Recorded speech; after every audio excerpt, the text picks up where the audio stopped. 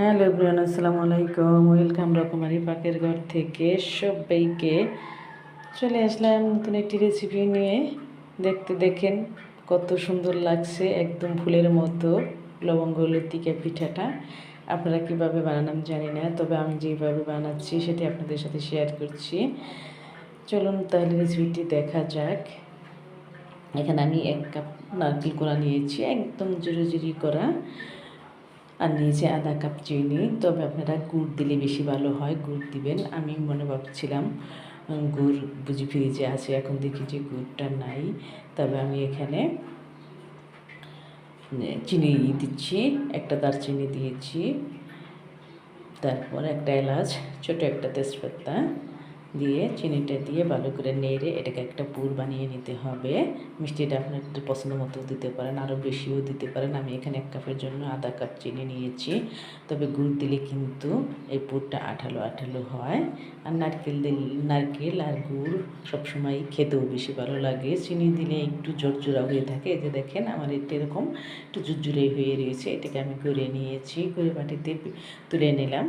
এখন এটার জন্য রুটিটা বানিয়ে নিতে হবে। এখানে আমি ময়দা নিয়েছি 2 কাপ, লবণ দিয়ে দিচ্ছি আধা চা চামচ, 2 টেবিল চামচ তেল দিয়ে এটাকে ভালো করে ম্যাশ করে নিচ্ছি, যাতে ঝুরঝুরা হয়ে যায়, পুরটা যাতে ভালো হয়। এই যে দেখেন মুড পাকাইলে এরকম পাপা পিঠার মতো মুডটা হয়ে যায়, তখন বুঝতে হবে যে এটা হয়ে গিয়েছে।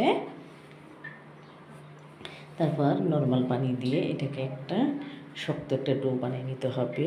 রুটিটা যেন একটু শক্ত হয়।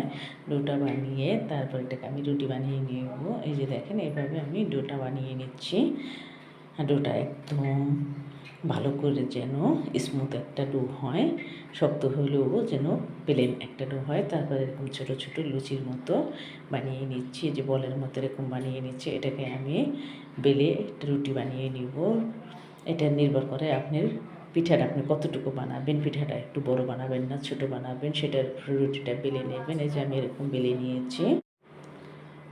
এই যে বেলে নেওয়ার পরে এখানে আমি এই যে পুরটা 1 টেবিল চামচ করে দিয়েছি। পুরটা আপনারা বেশিও দিতে পারেন, কমিয়েও দিতে পারেন। বেশি দিলে পিঠাটা আরও বড় হবে, আর কমিয়ে দিলে পিঠাটা একটু ছোটো হবে। এই যে এইভাবে দেওয়ার পরে আমি এই যে প্রথমে 1 সাইড দিয়ে দিচ্ছি, এইভাবে আমি দিব। আর একটা ডিজাইনের মতন যেভাবে কুচি কুচির মতন করে নেব, দেখতে কিন্তু তখন একটা পিঠার মতনই হবে। এই যে দেখেন এইভাবে করে নিচ্ছি।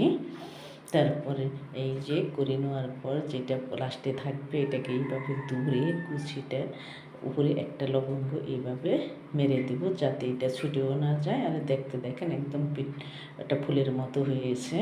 সবগুলি আমি এইভাবে বানিয়ে নিয়েছি। তাই বানিয়ে নেওয়ার পরে শুধু তেলে ভেজে নিলেই হয়ে যাবে, জাস্ট আর কোনো ঝামেলাই নাই।